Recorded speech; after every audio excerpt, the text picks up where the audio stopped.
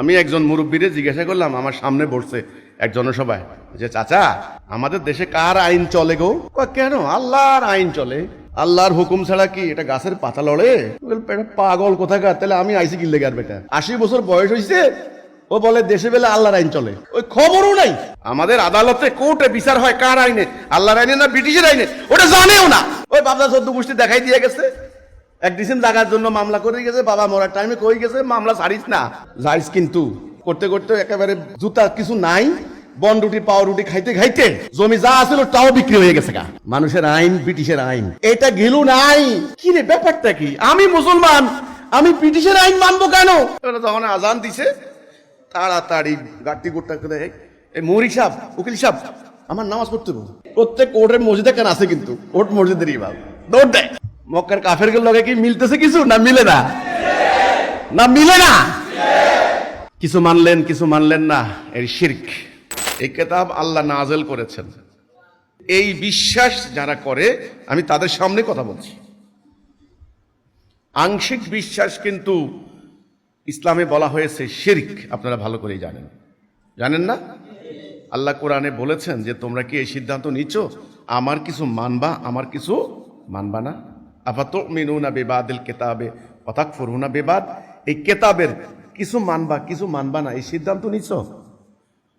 যদি নিয়ে থাকো, খিজিউন ফিল হায়াতিদ দুনিয়া, দুনিয়ার জীবনে ভয়াবহ লাঞ্ছনা মনে রাখো, এবং জাহান্নাম, পরকালে কঠিন শাস্তি। কিছু মানা কিছু না মানা, আংশিক বিশ্বাস করা আংশিক বিশ্বাস না করা, এটা হলো শিরিক। আল্লাহ কোরআনে বলছেন ইন্নাল্লাহা লা ইয়াগফিরু আন ইউশরাকা বিহি, শিরিক ক্ষমা করবেন না, আল্লাহ শিরিক ক্ষমা করবেন না। সূরা আলে ইমরানের 208 নম্বর আয়াতে বলছেন, হে মুমিনগণ তোমরা পূর্ণরূপে ইসলামে দাখিল হও, ফিসিলমে কাফা। তো কাজে আমার কথা হচ্ছে, যারা এটাকে বিশ্বাস করেন পূর্ণভাবে বিশ্বাস করতে হবে। যাদেরকে আমরা কাফের মুশরিক বলে জানি, তারা মুশরিক ছিল। কেন মুশরিক ছিল? তারা শিরিক করত। কেন শিরিক করত? তারা কি আল্লাহ বিশ্বাস করতো না? করতো। কোরআন সাক্ষী দেয়। তাদেরকে জিজ্ঞাসা করো এই মেঘমালা কে সৃষ্টি করেছেন, তারা বলবে আল্লাহ। বৃষ্টি বর্ষণ কে? তারা বলবে আল্লাহ। মাটি থেকে ফসল উৎগীরণ করেন কে? তারা বলবে আল্লাহ। তারা মূর্তি পূজা করত, এই জন্য আমরা বলি তারা মুশরিক। আচ্ছা, মূর্তিগুলারে কেন পূজা করত? এটাও আল্লাহ কোরআনে বলছেন। মূর্তিগুলা যে আল্লাহ এটা বিশ্বাস করতো না। এই মূর্তিগুলা তাদেরকে আল্লাহর সান্নিধ্য এনে দেবে, আল্লাহর কুরবিয়ত হাসিল করাই দিবে। কুরব মানে হলো নৈকট্য লাভ করা। কোরবানি বলেন না, কোরবানি, এই কোরবানি কুরব শব্দ থেকে কোরবানি, নৈকট্য মানে এই মূর্তিগুলা লাত, মানাত, উজ্জা, হুবল, এই দেবতাগুলি, এগুলো কিন্তু আবার হাজার হাজার বছর থেকে কায়েম হয়ে গেছে। ইব্রাহিম আলাইহিস সালামের এক সন্তান ইসমাইল আলাইহিস সালাম, উনার যে বংশধারাগুলি বিভিন্ন গোত্রে গোত্রে বিভক্ত হয়ে মক্কার কাবার আশেপাশে যে গোত্রগুলি তৈরি করেছে, ইব্রাহিম আলাইহিস সালাম, ইসমাইল আলাইহিস সালাম, ওনার বাপ বেটা চলে যাওয়ার পরে প্রায় 4,500 বছরের গ্যাপ, এর মধ্যে কোনো নবী রাসূল আর আসে নাই। ওইদিকে ওনার আরেক সন্তান ইসহাক আলাইহিস সালাম, এই যে বনি ইসরাইল, ইসরাইল কয় না, ইয়াহুদি, প্যালেস্টাইন এলাকা, ওই এলাকায় ওনাদের চাষবাস শুরু হয়েছে। ওখানে অনেক নবী রাসূল আসছে। আমার যেটা কথা সেটা হলো, মক্কার কাফেররা তারা কি আল্লাহ বিশ্বাস করতো না? করতো। হজ করতো না? করতো। যাকাত দিত না? দিত। খাতনা করতো, আমরা খাতনা করি না? করতো। নামাজ পড়তো। কাবা আল্লাহর ঘর বিশ্বাস করতো, আমরা যেরকম বিশ্বাস করি। তারা মুশরিক ছিল কেন? তাদের কোনো ইবাদত আল্লাহ কবুল করেন নাই কেন? তাদের সমাজে আইসা শেষ নবী, আখেরি নবী হযরত মুহাম্মদ মুস্তাফা সাল্লাল্লাহু আলাইহি ওয়াসাল্লাম, তিনি বলছেন তোমরা বলো লা ইলাহা ইল্লাল্লাহ। কেন? তারা তো আল্লাহ বিশ্বাস করত, তারা তো হজ করত, তারা তো যাকাত দিত, তাদেরকে আবার লা ইলাহা ইল্লাল্লাহ বলতে হবে কেন? আমাদের সমাজে যদি আপনি এখন ইমানের ডাক দেন, আপনি যদি বলেন যে এই আমরা ইমানের ডাক দিচ্ছি, কলেমার ডাক দিচ্ছি, এই তোমাদের ইমান নাই, এই তোমরা, তারা দেখবেন খুব ক্ষিপ্ত হয়ে যাবে এই সমাজের মানুষগুলো, যে কি বলো, এই ইমান নাই মানে কি বলো? আমার আব্বা গত বছর হজ করে আসছে, আমাদের ইমান নাই মানে? এই যে মসজিদ বানাইছি, বাড়ির সামনে মসজিদ দিছি, আমরা মসজিদ দিছি, এই মাদ্রাসা চলে আমাদের টাকা দিয়া। আমার দাদা হাজী সাহেব ছিলেন, আমার পর বড় দাদা ছিলেন মুফতি, উনি ছিলেন মুফাসসির সাহেব, আর তুমি আইসা কইতেছো মিয়া আমগো ইমান নাই। দেখবেন খুব আপনার কিন্তু চোখ তুলে ফেলানোর সম্ভাবনা আছে। আমরা তো আল্লাহ বিশ্বাস করি, আমরা তো নামাজ পড়ি, আমরা হজ করি, আমাদের ইমান নাই কেমনে? এক্স্যাক্টলি মক্কার কাফেররা এই কথাটাই কইতো। আমাদের দরকার হচ্ছে দুনিয়াতে শান্তি, পরকালে জান্নাত। শান্তির জন্য এত কাহিনী আছে শান্তি? স্বাধীনতার পরে 53 বছর চলে গেল, কত আন্দোলন, কত সংগ্রাম, কত মায়ের বুক খালি হলো, কত বিশ্ববিদ্যালয় স্টুডেন্ট মারা গেল, শান্তি পাইছে না? চুরি দুর্নীতি বাড়ছে না কমছে? অর্থ পাচার বাড়ছে না কমছে? কোর্ট কাছারিতে মামলার জট বাড়ছে না কমছে? 45 লক্ষ মামলা। বাংলাদেশ বর্তমানে $110 বিলিয়ন ঋণ বিদেশের কাছে। বাংলাদেশ 3 বার বিক্রি করলে টাকা শোধ করতে খবর আছে। 1.25 লক্ষ কোটি টাকা শুধু সুদের টাকা দিতে হয় দেশের।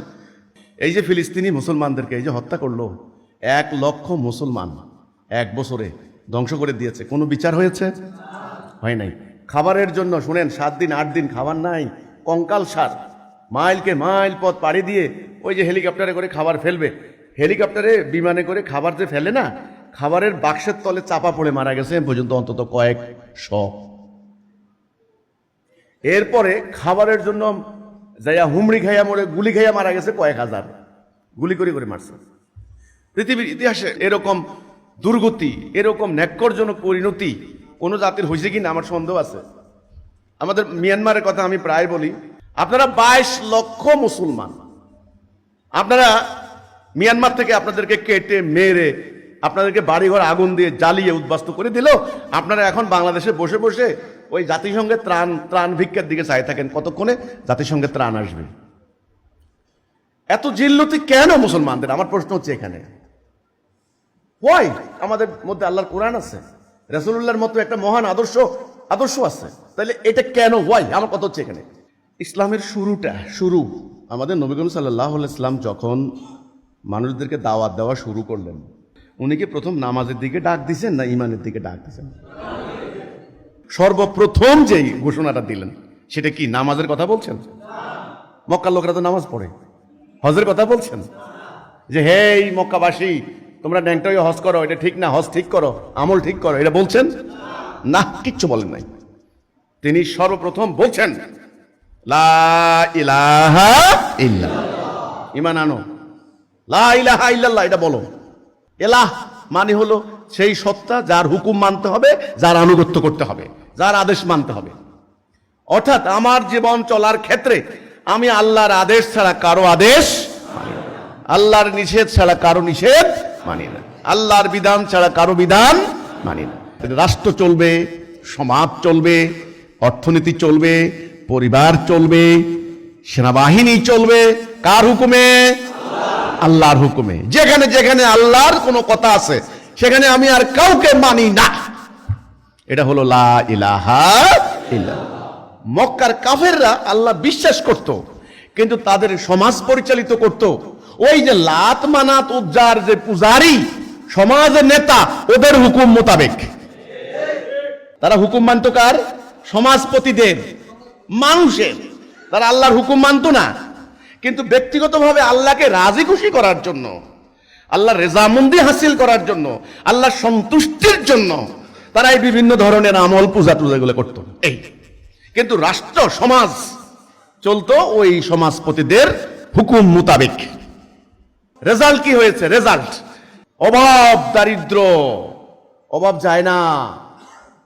এই আরবের লোকেরা অভাব অভাব অভাব অভাব, তাদের কোনো উন্নতি নাই, ঘরে ঘরে অভাব, অভাবের তাড়নায় চুরি, ঘরে ঘরে চুরি, ডাকাতি, দিনে দুপুরে একটা গোত্র ডাকাতি করে নিয়ে আসতো, কোনো বিচার নাই, নারীদের কোনো সম্মান নাই, ইজ্জত নাই, কোনো প্রেস্টিজ নাই, কিচ্ছু নাই।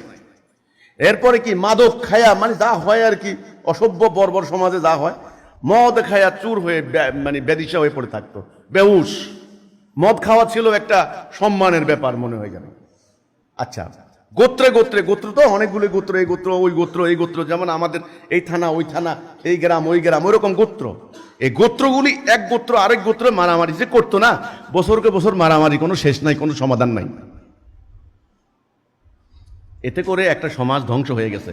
ওই দিক দিয়া পারস্যরা উন্নতি লাভ করে চলেছে, আর ওই দিক দিয়া রোমানরা, ওই যে ভূমধ্যসাগরের ওই পারে, রোমানরা তখন উন্নতি লাভ করে চলেছে, ওইদিকে মিশরীয়রা উন্নতি লাভ করে চলেছে। আর এই আরবের এই অঞ্চলটুকু পেনিনসুলা মানে হলো একটা উপদ্বীপ, অভাব, দারিদ্র, খুনাখুনি, মারামারি, হানাহানি।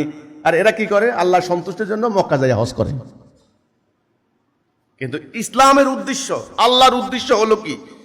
আদম সন্তানের মধ্যে শান্তি, ন্যায় বিচার, সুবিচার।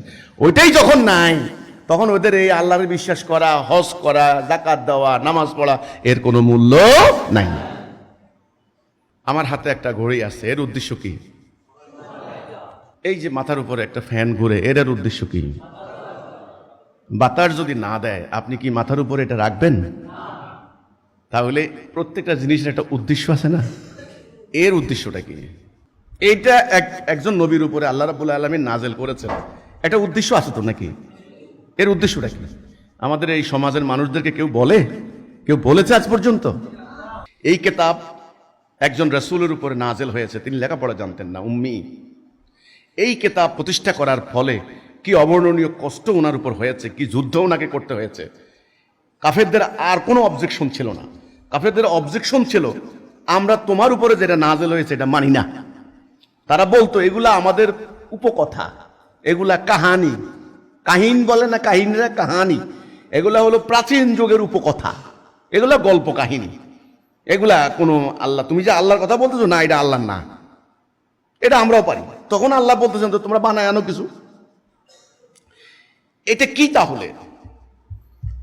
এটা হচ্ছে আল্লাহর পক্ষ থেকে নাজেল হওয়া মানব জাতির জন্য একটা জীবন বিধান। এটার নাম কি? দিন। আর দিন, ইন্নাদ-দীনা ইনদাল্লাহিল ইসলাম। ইসলামকে তোমাদের জন্য আমি প্রেসক্রাইব করেছি। আল ইয়াউমু আকমালতু লাকুম দীনাকুম। আজকের এই দিনে আমি তোমাদের জন্য দিনকে পূর্ণ করে দিলাম, কামেল করে দিলাম। এর উদ্দেশ্যটা কি? এর উদ্দেশ্য হচ্ছে এটাকে বাস্তবায়ন করে, এটাকে কায়েম করে, এটাকে প্রতিষ্ঠা করে এই মোতাবেক রাষ্ট্র চলবে, সমাজ চলবে, আদালত চলবে, কোর্ট কাছারি চলবে, অর্থনীতি চলবে, সমগ্র মানব জীবন পরিচালিত হবে এই বিধান মোতাবেক। ফলটা কি হবে? শান্তি। মানুষ দরজা খুলে ঘুমাবে, হানাহানি হবে না, ডাকাতি হবে না, চুরি হবে না, অর্থ পাচার হবে না, যুদ্ধ হবে না, মহাযুদ্ধ হবে না। এই উদ্দেশ্য অর্থাৎ শান্তি, মানব জীবনে শান্তি কায়েমের জন্য আল্লাহ রাব্বুল আলামিন আখিরি নবীর উপরে দিন পাঠিয়েছেন। সেই দিনটা নবী করিম সাল্লাল্লাহু আলাইহি সাল্লাম প্রতিষ্ঠা করলেন। প্রতিষ্ঠা করার পর আমরা কি দেখতে পাই? যেই আরবের গোত্রে গোত্রে হানাহানি, সেই আরব একটা জাতি হয়ে গেল। যারা ছিল শত্রু, ওরা এখন ভাই হয়ে গেল। যেখানে মদ খেয়ে পড়ে থাকতো, মদ হারাম ঘোষিত হওয়ার পর সেখানে মদ নাই, দাসত্ব ব্যবস্থা নাই, মানুষকে বাজার থেকে কিনে আনতো গরু বকরির মতো, উঠে গেছে। সেই জাতি জ্ঞানে বিজ্ঞানে সমৃদ্ধি শুরু হয়ে গেল, শিক্ষিত হওয়া শুরু হলো। এই যে পরিবর্তন হয়ে গেল, অন্ধকার দূর হয়ে আলো আসলো। আলো মানে কি? আলো মানে ন্যায়, সত্য, হক, সুবিচার, ভ্রাতৃত্ব, সহযোগিতা, সহমর্মিতা, দয়া, মায়া, করুণা, ভালোবাসা, আনুগত্য, প্রেম। এটার নাম আলো। যেই সমাজে এগুলি থাকবে ওই সমাজের নাম আলোকিত সমাজ। আর যেই সমাজে ওটা থাকবে না, ওটা অন্ধকার, জাহিলিয়াত, বাতিল, জুলমাত। রাসূল আকরাম সাল্লাল্লাহু আলাইহি ওয়াসাল্লাম আগমনের আগে ওই সমাজ ছিল জাহিলি সমাজ, জুলমাত, ইগনোরেন্সি, অজ্ঞতা, ন্যায় অন্যায় বুঝে না, ভালো মন্দ বুঝে না, গুজব, মিথ্যা, প্রতারণা, ছলনা, অনৈক্য, সুদ, ঘুষ, নারীদের উপর নিপীড়ন। এই যেই সমাজে এগুলো চলে, ওই সমাজকে বলা হয় জাহিলি সমাজ। ওই সমাজকে যারা ধরে রাখে এরা সব জাহেল, কাফের, মুশরিক, মালাউন। এদের উপর আল্লাহ লানত। এদের সকলকে শুদ্ধ আল্লাহ জাহান্নাম পূর্ণ করবেন। মানব জীবন শান্তিতে কিভাবে থাকবে, সুবিচার ন্যায় বিচারে কিভাবে থাকবে, সেটার জন্য আল্লাহ সুবহানাহু ওয়া তাআলা মহা ইঞ্জিনিয়ার। তিনি তার অসীম জ্ঞান থেকে মানব জাতির প্রতি করুণা করে এই নকশা পাঠিয়েছেন। আমরা যারা মুসলমানরা নকশারে এবার নিয়া আল্লাহ আল্লাহ কইরা ভালো কইরা যোদ্ধানের মধ্যে পেঁচাইয়া কিছুদিন পর পর নকশা বাইর করি করে পড়ি। কলাম এত ইঞ্চি, ভীম এতটা, সাদা এতটা, এতটা দরজা, এতটা জানালা, এতটা দরজা, এতটা জানালা, এতটা ভীম, এতটা ভীম, এতটা দরজা, এতটা জানালা, এতটা। লক্ষ লক্ষ লোক নকশা মুখস্থ করি না বাইরিতেছে। বিল্ডিং কিন্তু কেউই বানাইলো না। এটাকে আপনাকে লাইন বাই লাইন মুখস্থ করে বংশ পরম্পরা পার করতে বলছে? এটা এই মোতাবেক বিল্ডিং বানান, বংশ আরাম থাকবে, আপনিও থাকবেন। আজ এই আকীদা জানা নাই। আবার বলছি, গাড়ির উদ্দেশ্য কি? তাহলে এর উদ্দেশ্য কি? এটাকে কায়েম করে, এটাকে প্রতিষ্ঠা করে মানুষ যেন দরজাগুলো কোনো ঘুমাতে পারে সেই ব্যবস্থা করা। আমরা মুসলমানরা করছি কি, ওই যে গাড়ি ধোয়ার মতো এটারে মুখস্থ করছি, পাক্স মানে ভালো করে মুখস্থ, বর্ণমালা একেবারে মাখরাজ আদায় করে, আরবি হরফগুলা একেবারে ঠিক মতো, কোনো কত মধ্যের হরফ কোনটা, তারপরে হলো এর হরফ কোনটা, ওর হরফ কোনটা, কয় আলিফ টানতে হবে, 2 আলিফ না 4 আলিফ, ওরে বাপরে বাপ, নিখুঁত উচ্চারণ, নিখুঁত পড়া, মিনিং, অর্থ, শানে নজুল, তফসির, ব্যাখ্যা। এই শব্দটার ব্যাখ্যা করতে করতে করতে করতে হুজুর 4 দিন ওয়াজ করছে। 4 দিন বলে কি, এই আয়াতের সত্যিকার অর্থে তফসির করতে হলে আমাকে আরো 7 দিন সময় দিতে হবে। আমি 4 দিন ওয়াজ করেছি, আরো আছে। ওরে সুবহানাল্লাহ সুবহানাল্লাহ, অমুক মুফাসসির 18 খণ্ড তফসির রচনা করেছেন, আমি এটুকু করেছি 4 দিন তফসির।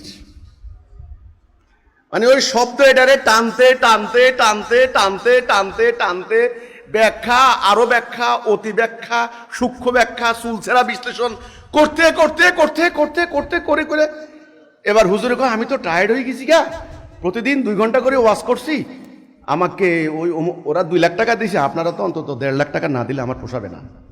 তাহলে কি করলাম এটা দিয়া? টাকা কামাই করে খাইলাম, কিন্তু কামের কাম কিছুই হইল না। কিন্তু ব্যাপারটা বুঝতে পারি নাই নাকি? মানুষ আজকে শান্তির জন্য একবার গণতন্ত্রের কাছে যায়। এই যে পোলাপাইনে আন্দোলন করলো, বাংলাদেশের প্রধান বিচারপতি গতকালকে যাইয়া মার্কিন রাষ্ট্রদূতের বাসায় বসেছে, সোনার টুকরা হাতে রাইয়া তুমি এখন ভিক্ষা করো। কি বলবেন, কাকে বলবেন? যারা আমাদেরকে ধর্ম শেখায়, বুনিয়াদি বেসিক এ ধারণা মানুষকে দেখাইছে। তাহলে রাসূল পাক সাল্লাল্লাহু আলাইহি সাল্লাম যেই সমাজে আসলেন, ওই সমাজের মানুষগুলির মধ্যে কি সমস্যা ছিল বলেন? তারা আল্লাহর হুকুম মানতো না, ফলে তারা কাফের হয়ে গেছে। আল্লাহ কোরআনে বলেছেন, যারা আমার নাজেল করা বিধান দিয়ে ফয়সালা করবে না তারা কাফের, শেষ।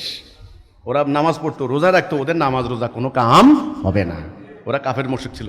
ঠিক এক্স্যাক্টলি আজকে আমাদের সমাজটাকে মিলে ওই সমাজের সাথে মিলে কিনা, মিলে কিনা? যদি মিলে, এটা অনেকে বুঝবেন না, নতুন ভাইরা অনেকে বুঝবেন না, আসলে কি দুর্ভাগ্যজনক।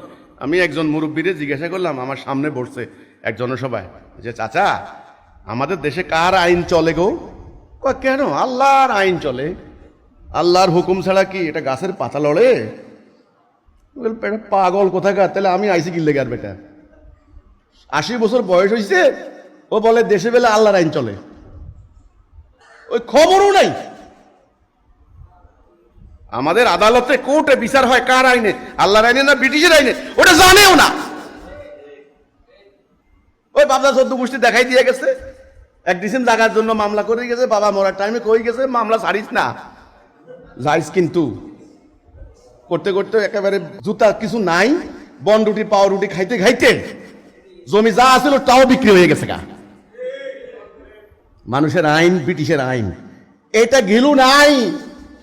কি রে, ব্যাপারটা কি? আমি মুসলমান, আমি ব্রিটিশের আইন মানবো কেন? তখন আজান দিছে, তাড়াতাড়ি গাড়ি গোটা করে, এই মৌরি সাহেব, উকিল সাহেব, আমার নামাজ পড়তে বল। প্রত্যেক কোর্টের মসজিদে কেন আছে, কিন্তু কোর্ট মসজিদের ইমাম দৌড় দেয়। মক্কার কাফের লগে কি মিলতেছে কিছু? না মিলে না, না মিলে না। কিছু মানলেন, কিছু মানলেন না, এর শিরক। আদালতে বিচার করলেন ব্রিটিশের আইনে, কেন আল্লাহর আইন নাই? ওইটা বাদ দিছেন কেন?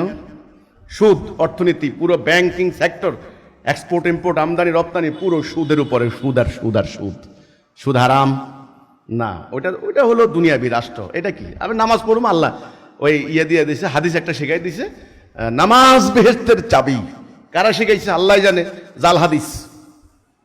কোরআনে কোথাও পাবেন না নামাজ আপনাকে জান্নাত নিয়ে যাবে। নো, আগে ইমান। কাজেই ভাইরা আমার, মক্কার কাফেরদের যেরকম আল্লাহর প্রতি বিশ্বাস ছিল, কাবার প্রতি বিশ্বাস ছিল, হজ করত, যাকাত দিত, তাদের ইমান ছিল না। আজকে তেমনি এই সমাজের মানুষের অবস্থা সেটা হয়েছে। এখন এই সমাজের মানুষকে বাঁচতে হলে, পরকালে জান্নাতে যেতে হলে ইমান আনতে হবে। কি আনতে হবে? ইমান আনতে হবে। আবার শুরু করতে হবে শুরু থেকে। শুরু করতে হবে কোথা থেকে? শুরু থেকে। ইমান আনতে হবে বুঝে শুনে, লা ইলাহা ইল্লাল্লাহ মুহাম্মাদুর রাসূলুল্লাহ। বাস। আমার জীবন পরিচালিত হবে কার হুকুমে? আইন মানব কার? বিধান মানব কার? আল্লাহর। এই যে আল্লাহর হুকুম মানার অঙ্গীকার, এই কন্ট্রাক্ট, এটার নাম তাওহীদ, এটার নাম ঈমান। যারা ঈমানে আসবে তারা মুমিন, তারা জান্নাতি। এই আমার কাজ হচ্ছে, আমাদের আন্দোলনের ভাই বোনদের কাজ হচ্ছে ঈমানের দিকে আপনাকে আনা। আপনাদের ঈমান নাই, আগে ঈমান আনেন, তারপরে নামাজ পড়েন, ওটা লাভ হবে। এক লেখেন, একের পিঠে শূন্য দেন, কত হইব? 10। আরেকটা শূন্য দিলে কত হবে? এক না থাকলে শূন্যের দাম নাই। ঈমান না থাকলে আমলের কোনো মূল্য নাই। আপনাকে জান্নাতে নিব ঈমানে। আপনার গুনাহ মাফ হবে ঈমান আনলে পরে। এই সমাজের মানুষগুলি, আল্লাহ এক। আল্লাহ কয়জন? রাসূল কয়জন? কিতাব কয়টা? স্বাভাবিকভাবে জাতি হবে কয়টা? আজকে অবস্থা দেখেন, খালি মুসলমানরা খালি রাষ্ট্রে আছে 57টা রাষ্ট্র, ভাগ টুকরা। এই যে 71 সালে আমরা আর পাকিস্তানিরা মারামারি করে 30 লাখ, ওদের হিসাবে ভাই, কেউ 3 লাখ, কেউ 30 লাখ, লাখ লাখ তো, লাখে লাখে তো। একজন লোককে অন্যায়ভাবে হত্যা করলে আল্লাহ বলছেন মানব জাতিকে হত্যার শামিল। আর 30 লাখ আর 3-এর হিসাব করবো কেন আমি? মোমেনরা মারামারি করতে পারে না, হারাম। আর এরা মসজিদের বাহিরে যখন যায়, দলে দলে, ফেরকায় ফেরকায়, এই পীরের মুরিদ, ওই পীরের মুরিদ, কে কার কথা শুনে? ইহুদির হাতে মায়ের, খ্রিস্টানের হাতে মায়ের, বৌদ্ধের হাতে মায়ের, চাঁদাবাজের অত্যাচারে কোপাইয়া মানুষ মারে ফেলতেছে, অফিসে যাচ্ছে ঘুষ, আদালতে যাচ্ছে টাকা, মানে একটা নরককুণ্ড। এখান থেকে কি বাঁচতে চান? বাঁচাইতে চান? তাহলে ঈমান আনতে হবে। কি আনতে হবে? ঈমান আনতে হবে। ঈমানের কথা আর কিচ্ছু না, লা ইলাহা ইল্লাল্লাহ মুহাম্মাদুর রাসূলুল্লাহ। বাস, এই কথা কত ঈমান আনেন। আমরা ঈমানের ডাক দিচ্ছি। আল্লাহ রব্বুল আলামিন এই সমগ্র কিছু সৃষ্টি করেছেন একটা মহান উদ্দেশ্যকে সামনে নিয়ে। মহান উদ্দেশ্য, মহান লক্ষ্য। তিনি কোরআনে বলেছেন, আমি এই সব সৃষ্টি করেছি একটা উদ্দেশ্য, আমি অনর্থক সৃষ্টি করি নাই। তিনি মানুষ সৃষ্টি করবেন, তিনি খলিফা সৃষ্টি করবেন। তো সমস্ত ফেরেশতাদেরকে বললেন যে আমি খলিফা বানাবো, তোমরা কি বলো? তিনি ঠনঠনা মাটি, আঠালোযুক্ত মাটি দিয়ে আদমকে বানালেন। আদমকে বানিয়ে সমস্ত ফেরেশতাদেরকে বললেন যে আমি এর ভিতরে আমার রূহ ফুঁকে দেব, সবাই সেজদা করো। সবাই সেজদা করলো, ইবলিস সেজদা করলো না। বাবা আদমকে কি দিয়ে বানানো হয়েছে? মাটি। আপনি আমি মাটি। যেহেতু মাটি দিয়ে বানানো হয়েছে, কাজে মাটির মতো থাকতে হবে। মাটির বৈশিষ্ট্য, মাটির চরিত্র ধারণ করতে হবে। অহংকার চলবে না। আপনাকে আগুন দিয়ে বানানো হয় নাই, আগুন দিয়ে বানানো হয়েছে ওইটারে। তাহলে আপনাকে, আপনার অহংকার চলবে না। আপনার মাটির মতো হতে হবে। আপনার অহংকার, এখানে সাদা কালোর উপর কোনো শ্রেষ্ঠত্ব নাই। মনে রাখতে হবে আপনি মাটির তৈরি, সেও মাটির তৈরি। আবার মাটিতেই মিশে যাবেন, মাটি আপনাকে গ্রাস করবে। হ্যাঁ, মিনা খালাকনাকুম ফিহা নুঈদুকুম, এটা আপনারা মানুষ লাশ দাফন করার সময় বলেন। এটা থেকে আপনাকে বানানো হয়েছে, ওখানে আপনি আবার মিশে যাচ্ছেন। কাজে অহংকার করে লাভ নাই। কে রাজা, কে উজির, কে প্রজা, কে শিক্ষিত, কে নিরক্ষর, সাবধান। বাবা আদমকে যখন বানানো হলো খলিফা হিসেবে, কি হিসেবে? তো সবাই সেজদা করলো, ইবলিস সেজদা করলো না। আল্লাহ বললেন যে ইবলিস সেজদা করলি না কেন? আমি যাকে আমার নিজ হাতে বানালাম। ইবলিস বলে ও হচ্ছে মাটি, আমি হচ্ছে আগুন। তখন আল্লাহ বলেন এখানে থাকবে না, থাকতে পারবে না, এখান থেকে বেরিয়ে যাও। আউযু বিল্লাহি মিনাশ শাইতানির রাজিম। আল্লাহ ইবলিসকে বের করে দিলেন। তখন ইবলিস একটা চ্যালেঞ্জ দিয়েছিল যে আল্লাহ, তুমি যাকে আমার উপরে শ্রেষ্ঠত্ব দিলা, মানে আদমকে, আমাকে সুযোগ দাও, আমি ওকে তোমার পথে থাকতে দেব না। চ্যালেঞ্জ হয়ে গেল একটা। আল্লাহ বললেন যা, তোকে উত্থান দিবস পর্যন্ত সুযোগ দিলাম। ইবলিস এই সুযোগ নিয়ে সে বলল যে তুমি দেখবা তোমার অধিকাংশ বান্দাকে আমি সরাই নিছি তোমার রাস্তা থেকে। আল্লাহ বললেন আমার মুখলেস বান্দাদের উপর তোর কোনো কর্তৃত্ব থাকবে না। আল্লাহ বাবা আদমকে তো খলিফা হিসেবে বানালেন, আদম খলিফা। আল্লাহর পরিকল্পনা শুরু হলো, তিনি মাকে বানালেন, বাবাকে বললেন যে তোমার স্ত্রী, তুমি এই এনাকে নিয়ে জান্নাতে থাকো, যা খুশি খাও, একটা নিষেধ ওই গাছের নিকট যাবে না। শয়তান তাদেরকে ভুলাই দিলেন, ওনারা সেই গাছের নিকট গেলেন। ফলাফল কি হলো? ওনাদের লজ্জাস্থান অনাবৃত হয়ে পড়লো। আল্লাহ বললেন আমি চাইছিলাম এটা ঢেকে রাখতে। তখন আল্লাহ বাবা আদমকে ডাক দিয়া বললেন, আদম আমি কি তোমাকে বলি নাই যে ওর আনুগত্য করবে না, ও তোমার প্রকাশ্য শত্রু, কথা শুনবে না? তখন বাবা আদম তওবা করলেন যে আল্লাহ ভুল হয়ে গেছে, আমি আসলে মনে করতে পারি নাই, আমার রং হয়ে গেছে, আমার মিস্টেক হয়ে গেছে, ভুল হয়ে গেছে। রব্বানা যালামনা আনফুসানা ওয়া ইল্লাম তাগফির লানা ওয়া তারহামনা লানাকুনান্না মিনাল খাসিরিন। তাহলে বাবা আদম কি করলেন? তওবা করলেন। কি করলেন? তখন আল্লাহ বললেন ঠিক আছে আদম এখানে থাকতে পারবে না, এখান থেকে নামিয়া যাও এই দুনিয়াতে, ওখানে বংশবৃদ্ধি করো। এই আমরা, বংশ মানে কি? আমরা। আমার পক্ষ থেকে রাস্তা আসবে, পথ আসবে, হেদায়া আসবে।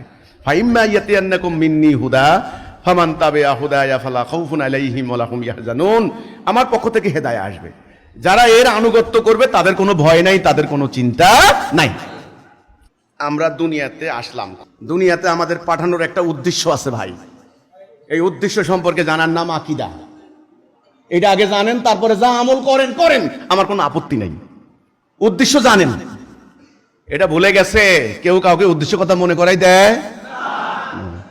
উদ্দেশ্য হচ্ছে আমরা আল্লাহর খলিফা, দুনিয়াতে আমাদের কাজ আল্লাহর খেলাফত করা। আমরা যেন আল্লাহর খেলাফত করতে না পারি, শত্রু হচ্ছে ইবলিস। এই জন্য আমাদের সামনে এখন রাস্তা দুইটা। কয়টা রাস্তা? একটা হলো ডাইন, একটা হলো বাম, একটা হলো সত্য, একটা হলো মিথ্যা, একটা ন্যায়, একটা অন্যায়। এটা হেদায়া, এটা দলালা। এই রাস্তার নাম জান্নাত, এটা শেষ মাথা জান্নাত, এই রাস্তার শেষ মাথা জাহান্নাম। এই রাস্তা যারা থাকবে তারা মুমিন, এই রাস্তা যারা থাকবে তারা কাফের। এখন বলেন রাস্তা কয়টা? দুইটা, হেদায়া, দলালা। পরিণতি কয়টা? পরকালে পরিণতি কয়টা? জান্নাত, জাহান্নাম। মানুষ কয় প্রকার? মুমিন, কাফের। বিধান কয়টা? দুইটা, আল্লাহর বিধান, মানুষের বিধান। এখন আপনি কোনটা মানবেন? এটা আপনার স্বাধীনতা, এটা আপনার ফ্রিডম। এই যে কয় না freedom of speech, freedom, freedom of will, আপনার ইচ্ছার স্বাধীনতা। আল্লাহ আপনাকে এখানে জোর করবেন না। আল্লাহ বলেছেন আমি দেখতে চাই, আমি দেখবার চাই। তাকে দৃষ্টি দিয়েছি, তারে মগজ দিয়েছি, গরুর মগজ নয়। তারে মগজ দিয়েছি, তারে কান দিয়েছি, তাকে হৃদয় দিয়েছি, তাকে আমি নিজে ডিজাইন করে বানিয়েছি। আহসানা তাকবীম সালসালিন কাল ফাক্কার। আমি তাকে মিত্তিন, তাকে তৈরি করেছি। আমি এখন দেখতে চাই, আমার সমস্ত মাটিকে বলেছি তাকে সার্ভিস দিবে, সূর্যকে বলেছি সার্ভিস দিবে, বাতাসকে বলেছি সার্ভিস দিবে, বিদ্যুৎকে বলেছি গোলামের মতো সার্ভিস দিবে। তারা সবাই আমাকে সার্ভিস দিয়ে যাচ্ছে।